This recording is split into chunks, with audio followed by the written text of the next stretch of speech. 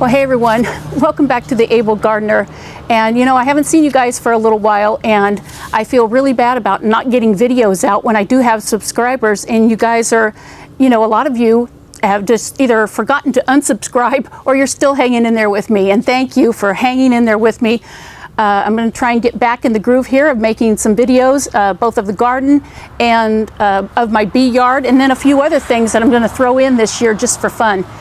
But just to say, I had a few health issues. Well, I had already had health issues when I started my YouTube channel, but I had a little bit of flare-up a little over a year ago, and my body didn't handle that flare-up very well, and I couldn't get out and do things physically in the garden. I just couldn't get out and do much of anything, but hopefully I'm back now and ready to rumble.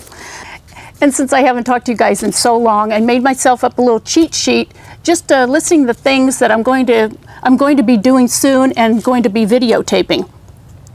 I have down here chores, but you know, that's a all-encompassing word for quite a few people. It can mean anything that they want it to mean, but mostly my chores are going to entail cleaning up my garden, cleaning up the bee yard, and just my whole yard here in general, because after not being able to do fall cleanup for the last couple years and trying to get a garden going yet last year, which I didn't really do, and it didn't work out, then I have a lot of things to yank out of the ground, pull up, put away, throw away, so I'm going to be doing those chores.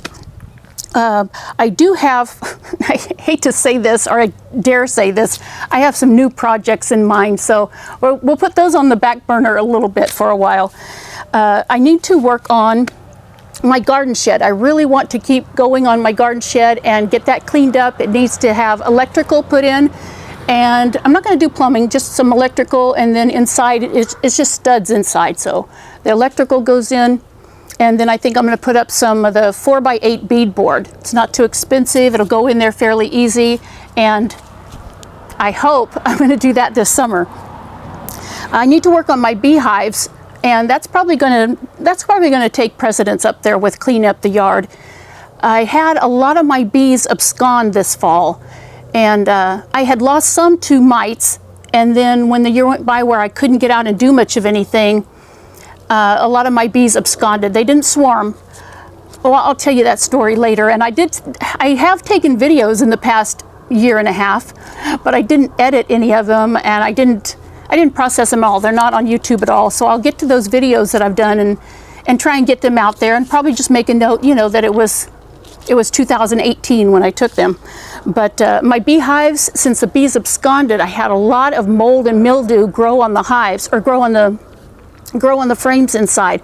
So I need to get that taken care of, and pretty quick. If we keep having weather like this in January, I know we'll have some springtime weather, but my bees that I still have are going a little crazy over there, and I need to treat my bees for mites again before the bees or the queens get really rambunctious and start laying a lot of eggs. Well, they're probably laying eggs today, but I want to treat them before they've laid eggs and closed off all that honeycomb. Another thing I want to work on before it gets too warm this year is get in a drip system, not only in my garden but around my yard, so I don't have to get out and pull hoses around everywhere. And it also saved a lot on water, since we are in, you know, a drought for I don't know how many years now. Is it 7 or more?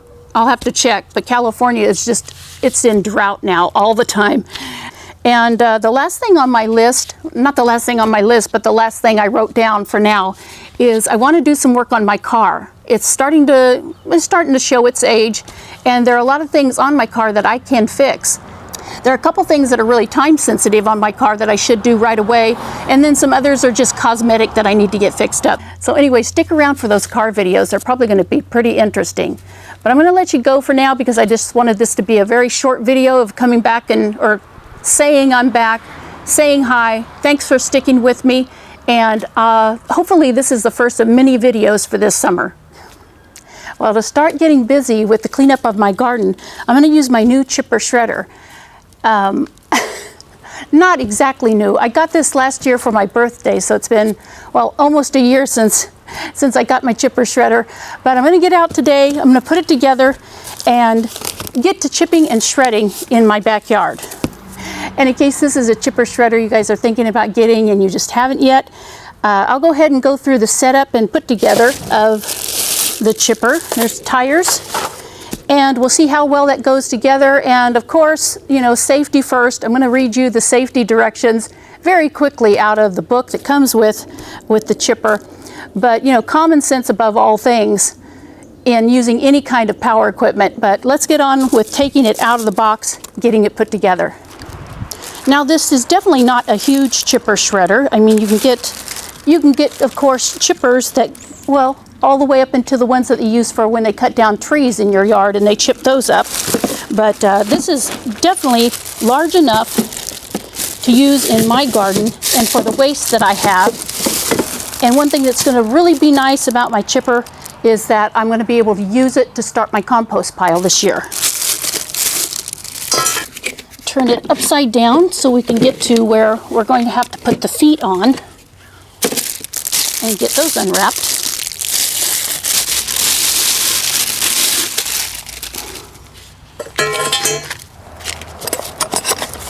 Not much to putting this together. Comes with 2 Phillips screws, a couple of washers, a clip, and covers for the wheels.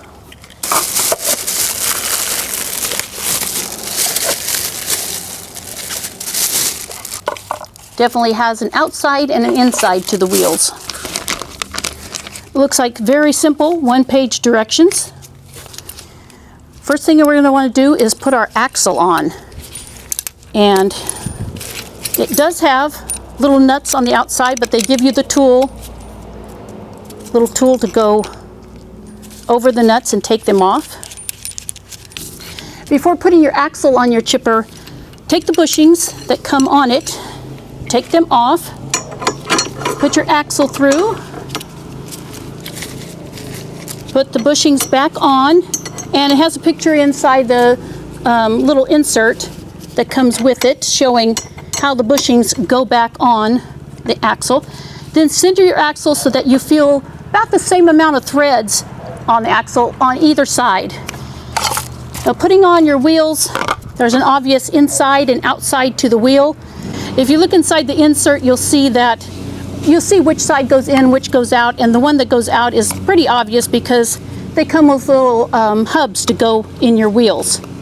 So don't put those in yet because you're going to have to tighten these down with the nuts that come with your kit. There we go. And that's tight enough. We're not putting a bicycle tire on. We're just going to put some wheels on our chipper shredder. Then go ahead and clamp or pop your little hubcaps, your little plastic green hubcaps, pop them onto your tires. It says in the book to use a rubber mallet, but I don't think we needed to. So that's it. We have the tires on, we have the base portion screwed to the top, and all we have is this little clasp left, and I'll show you where that goes, but let's turn this upside down, or right side up. There we go. Now let's take my chipper out to the garden and get this started. Before using your chipper shredder, you really should go through the booklet and read the safety precautions that it gives. Well, hey, you guys, I don't know at what point my microphone battery went out, but at some point I didn't have audio anymore, and then just a little while after that, the battery went off on my camera, and I had to go get another battery for my camera. So let me just go over really quickly what I had said before when I wasn't being recorded. Safety is of the utmost when you're using any power equipment. So just make sure you wear protective clothing, protective gloves. 100% use eye protection. Don't go without that. If you go without anything else, don't go without the eye protection. So nice fitting gloves, long sleeve shirt is good, and you can just pick up these little surgery masks. These are probably the cheapest surgery mask you can get to have something over your face if you're chewing up something that has a lot of dust, a lot of pollen, and you don't want to breathe that in. Make sure you wear some kind of mask. So it's not a review for this chipper, although I do have a Portland rototiller. And I've had it about 4 or 5 years, and I love my little rototiller. Hopefully this Portland piece of equipment is just as good as the rototiller that I have, and we'll see. I'll recommend it maybe in a couple years after I see how it works on a regular basis. I'm going to get back to chipping. I'm going to get my compost started. I don't have a compost at all probably in the last 2 years. I haven't had an ongoing compost. So I want to get that started, and I'll try and get a how to compost any time of year video out, hopefully my next video. So I'll see you guys soon. Thanks for joining me. God bless everyone. Bye-bye.